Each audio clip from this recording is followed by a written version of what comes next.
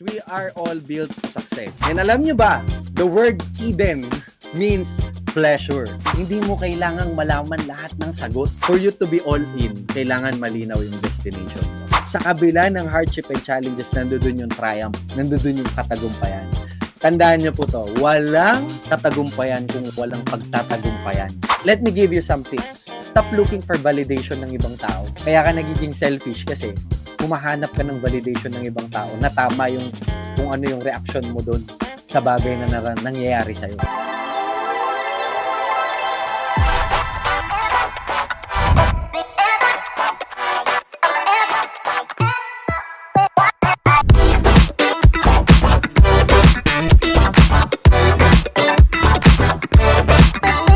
Yo, hello, what's up?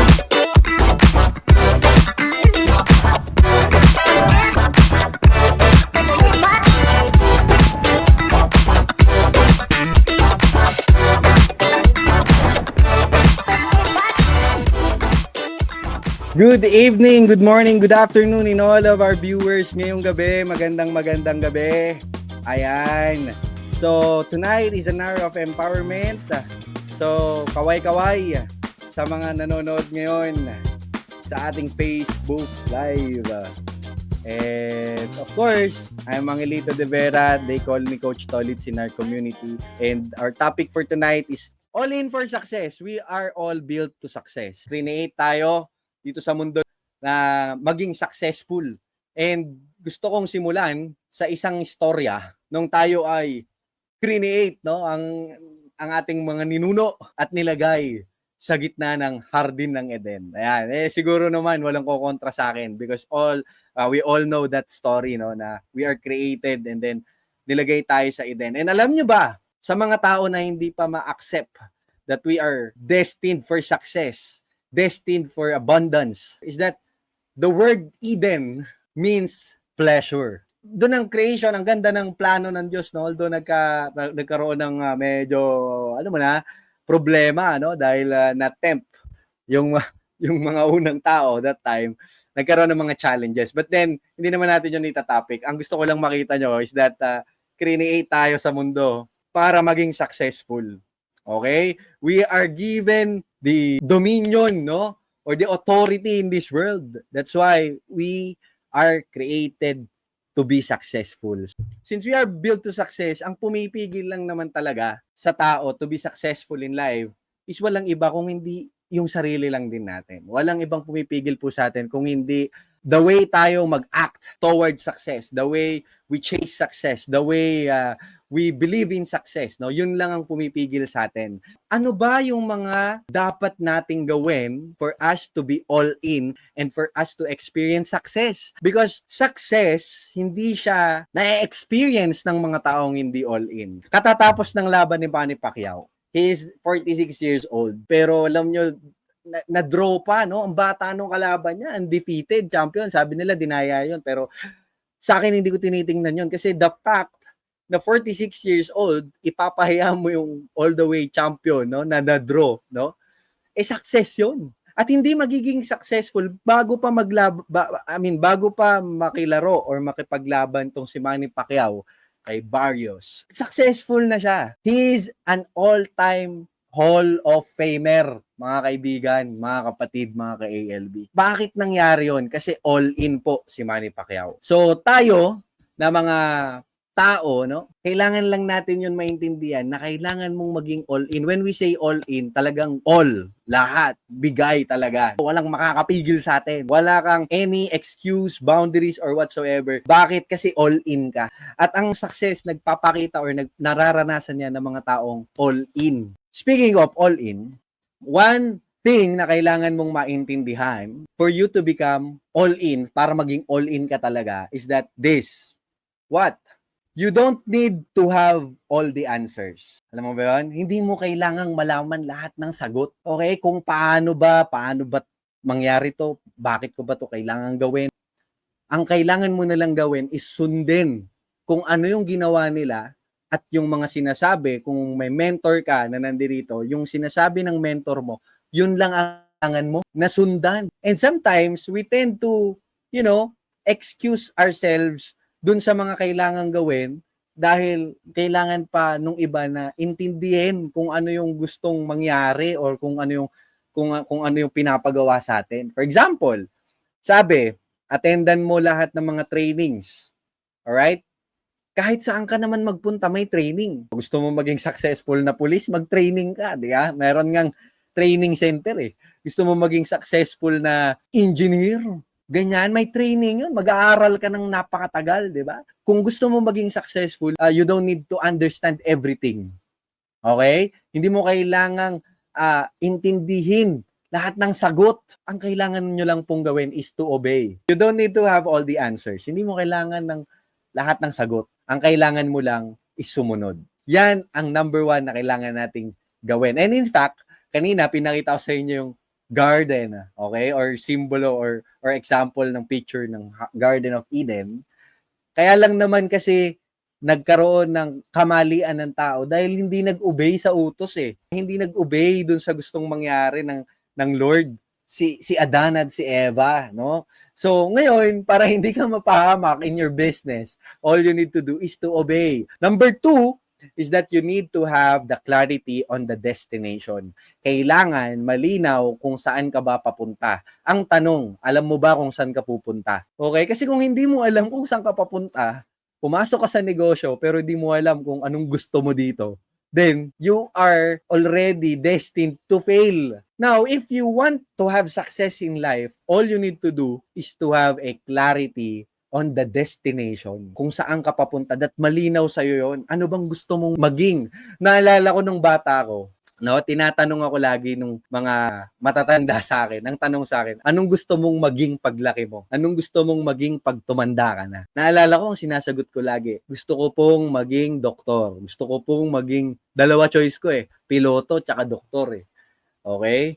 Ganon nung bata, no? Pati kayo, alam ko kayo, tinatanong din kayo, ano bang gusto nyong maging? So, kung gusto mo ng success, dapat malinaw sa'yo yung success na yun. Ano ba sa palagay mo yung success sa'yo na kapag nakuha mo yung bagay na yon, no? Or yung point ng buhay mo na yon, masasabi mo na success ka. Dapat malinaw po sa inyo yon. Kasi kung hindi, alam nyo, maliligaw kayo. Kaya maraming mga negosyante, paiba-iba ng business line, paiba-iba ng company. Okay, bakit? Kasi hindi malinaw ano gusto nila eh. Tapos minsan, yung gusto nila napakadaling kunin. Hindi ko naman sinasabi na ang babaw ng pangarap ng mga nandito na nanonood. Yung iba lang, no? Ang babaw ng mindset eh. Kaya kapag nakuha yung konting ganto, okay na sila. So, i-stop na, lipat ulit, ganon. Dapat klaro sa inyo yung destination na gusto nyong mapuntahan pagdating sa negosyo. Kahit anong negosyo po yan, ano? Okay, that's number 2. For you to be all in, kailangan malinaw yung destination mo. So, si Pacquiao, no? Si Pacquiao kasi talaga idol ko yan eh. Kapapanood ko lang nung laban niya na replay. So, anyway, alam niya eh saan siya pupunta eh. Alam niya kung anong gusto niya. Sasabihin nung iba, alam niyo ang daming nang babas sa kanya. Tawag dito, pera na lang ang hinahabol mo. Alam mo yun, hindi naman kasi lahat ng tao pera ang habol eh. Although, it's part of success ng isang tao. At batayan yon ng success, no? Yung productivity na tinatawag. Syempre, yan ang isang batayan ng tao, lalo sa Pilipino. Pag wala kang pera, di ka ginagalang, di ba? So anyway, so si Pacquiao, klaro sa kanya eh. Nakuha niya yung pera, nakuha niya yung yumaman siya ng sobra. Kapag lingkod siya sa bayan, naging senador siya ng Pilipinas. Pero, bakit hindi siya tumitigil? Kasi alam niya na habang buhay siya, pwede pa siyang mag-excel. Pwede pang yung success is mag-grow. Ngayon, grabe, nag-create siya ng legacy sa world of boxing. Ikaw ba naman, labanan mo yung undefeated champion, eh. Tas madraw mo, yun yung clarity ng destination na tinatawag. At hindi ka talaga titigil kapag malinaw sa'yo yung destination na gusto mong mangyari sa buhay mo or mapuntahan sa buhay mo. The other thing na pumipigil sa tao kung bakit hirap na hirap sila na maging all-in sa kahit na anong larangan, and in the worst case is nagpe-fail or nagque-quit sila sa kanilang pinapasok na negosyo or industry, is they are not expecting hardship and challenges. Hindi nila ine-expect na mahihirapan sila.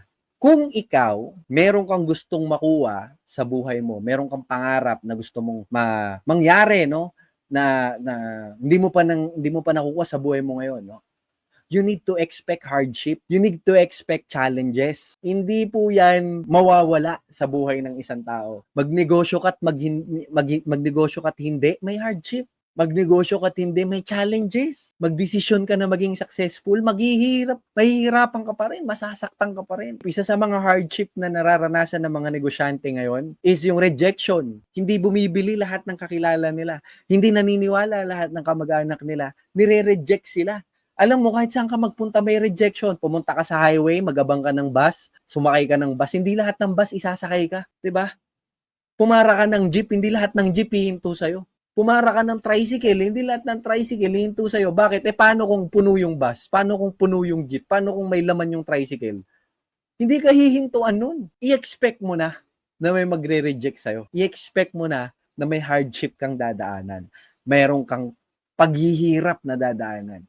Bakit kailangan mong i-expect? As a person or as a people in this world, ba't kailangan natin i-expect yan? Kasi unang-una sa lahat, walang madali. Pangalawa, hindi totoong walang challenge sa buhay. Hindi totoong walang challenge, hindi totoong walang hardship. And hardship and challenges, that's what makes you a champion. Yan ang nagiging simbolo ng katagumpayan ng tao. Naalala ko yung kwento, si Joseph, binigyan siya ng pangarap or ng dreams. Nakita niya sa dreams niya. Kaya siya tinawag na Joseph the Dreamer. Talagang tatagumpay siya, magiging isa siya sa pinakamataas na tao nung panahon na yun, ano?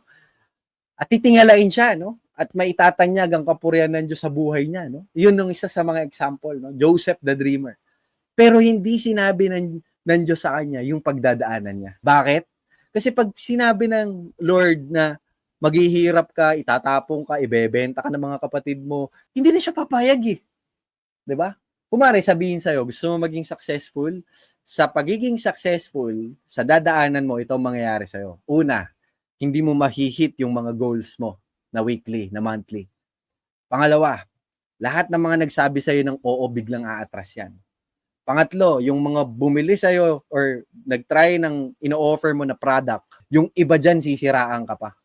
Yung iba dyan sasabihin, hindi naman totoo yan, hindi naman effective yan, hindi naman ganyan. Kung sasabihin sa'yo yon ng Lord, no, na gano'n ang pagdadaanan mo, ayaw mo na maging successful. Pero the reality is that talagang dadaanan mo siya. Walang shortcut sa success. Talagang ang totoo is that you will experience hardship and challenges in life. And given po yan. So pag na-expect mo na siya, alam mo na siya, hindi ka na matatakot. Yung mga tao na talagang walang reservation sa buhay, yan yung mga taong nag-expect ng hardship. Yan yung mga taong nag-expect ng challenges sa buhay nila. Pag in-expect mo siya, alam mo na eh. Pag nakaranas ka ng hardship, alam mo na ito yung sinasabi ni Tolitz. Ito yun. Yung hardship na yun, ito yun. Pero pag nalagpasan mo yung hardship na yun, pag nalagpasan mo yung challenges na yun sa buhay mo, sa kabila ng hardship and challenges, nandoon yung triumph, nandoon yung katagumpayan. Tandaan niyo po to, walang katagumpayan kung walang pagtatagumpayan. Ulitin ko walang tagumpay kung walang pagtatagumpayan. Sa buhay, sa negosyo, you want to become a diamond, masakit maging diamond. Bakit, Coach Tolitz? Natatakot naman ako. Kasi ang diamond, dumadaan yan sa proseso na napakasakit. Imagine mo, kinakat ng laser, pinepress ng sobrang hard compress na tinatawag, no? Nililinis, kinakat, pinapolish. Yung parang pinapolish ang sakit na nun ang hapdinot, di ba? So, subukan mo mag-apply ng astringent. Ipapolish yung mukha mo, magbabakbak yan, mahapdi. Diba? Pero pagkatas ng hapdi, anong susunod? Gandang walang katulad. If you expect hardship, you will have the attitude of being all in. And kapag naging all in ka sa ginagawa mo ngayon, sa business natin ngayon, no doubt, you will experience success. Ano yung next? Next is focus on finish line. Huwag kayong magfo-focus dun sa dinadaanan nyo. Tandaan nyo, sa karera, ang pinaka-importante, hindi yung starting line. Nanonood ako minsan ng mga karera ng takbuhan, ganyan, bike, yan, Ironman Challenge, mga ganyan. And alam nyo ba, hindi starting line ang basehan kung magiging champion ba yung runner. Ang basehan is kung sino yung unang matatapos sa finish line. Although, hindi naman natin pwedeng i-apply yung karera dito sa ganitong usapan sa business kasi hindi naman tayo nag-uunahan dito. Ngayon, ang tanong, sino ang kakarera natin? Ang kakarera natin, walang iba kundi sarili natin. Ang kakarera natin, our kalaban natin, walang iba kung hindi yung bumubulong-bulong sa atin ng mga negative. Po pwedeng in your thoughts or po pwedeng the bad spirit, no? Yung demonyo na ayaw ka maging successful, di ba? Pwedeng yun. Okay, pero hindi tayong magkakalaban dito mga ka-ALB. Tayo yung magkakasama. Okay? Tayo yung magkakakampi. Yan. Pero ang point is that finish line ang basehan kung totoo bang magiging successful ka. Ngayon, eto ngayon ng challenge. Ang finish line sa mundo is kapag nategi ka na. Okay, yun ang finish line. Paano yun, Coach Tolit? Sabi mo kanina, may destination ka dapat. Clear sa'yo ang destination na gusto mong marating. And kapag narating mo yun, that's the meaning of success in your life, no? Pero bakit sabi mo, ang finish line pala is kapag nategi ka. Kasi ganito yan. Step by step, may success kang mararanasan. Hindi ibig sabihin nun na pinaranas sa'yo yung success, tama na yung ginagawa mo. Tama na dun ka na lang. Kasi pag nag-quit ka dun, talo ka. Because hindi pa yon yung end game ng blessing ng Lord sa'yo. Once you have experienced that destination na una mong sinet sa buhay mo, sa isip mo, at nakuha mo yon, you need to set another destination hanggang sa ma-finish line mo. Ayan. So, ang ibig sabihin niyan, focus on the finish line, is that focus ka dun sa katapusan ng buhay natin. Kasi pag natapos ang buhay natin, hindi naman pag-uusapan ng tao yung pinagdaanan mo eh. Ang pag-uusapan ng tao, kung ano ka nung nawala ka sa mundong to. 'Di ba? Kung marami ka bang natulungan, kung marami ka bang natulungan nagbagong buhay na tao, at nakapag-iwan ka ba ng legacy sa mundong to, 'di ba? That's the finish line. Kapag pinocus mo ang finish line, kahit may struggle kang nararanasan ngayon, hindi mo papansinin yun eh. Bakit? Kasi, yung nararanasan mo ngayon na challenge, temporary yan eh. Kumari, nangihina ka ngayong araw na to, bukas lang, another energy na naman yun, another blessing na naman. Kaya nga sabi dun sa motto na lagi ko naririnig, every gising is a blessing. So, ibig sabihin, yung nangyari sa'yo ngayong maghapon na to, bukas, memory na lang yun. Ang point ko, kung meron kang set na goal, or this year, 2025, at meron kang nararanasang struggle ngayon, kung dun ka nakapokus sa ngayon, sa senaryo mo ngayon sa buhay mo, hindi ka na magtutuloy eh. Aalis ka na eh. Mag-quit ka na eh. And then, panibagong race na naman ng August. So, focus on finish line. Focus mo yung finishing the race, huwag kang mag-focus dun sa journey mo on the race. Kasi sa journey mo sa race, pwede kang matapilok, pwede kang madapa, pwede kang patidin ng iba, pwede kang mapagod. Pwede yun eh. Pag doon ka nag-focus sa journey, makakatapos ka ba? Hindi ka makakatapos sa karera na tinatahak natin ngayon. So, kailangan nating mag-focus on the finish line. Next, kailangan meron kang puso ng service. Be at the heart of service. Mahirap maging successful sa kahit na anong larangan kung wala kang puso. In your journey to success, for you to be all in, kailangan meron kang puso ng service. Bakit? Hindi po nagtatagumpay sa kahit na anong larangan yung mga walang puso. Kung wala kang puso sa coach mo, sa mentor mo, kung wala kang puso para sa kanila, then you are setting yourself to fail. Alam nyo ba yon? Na ang pagsiservice hindi lang pababa. Ang pagsiservice hindi lang pababa.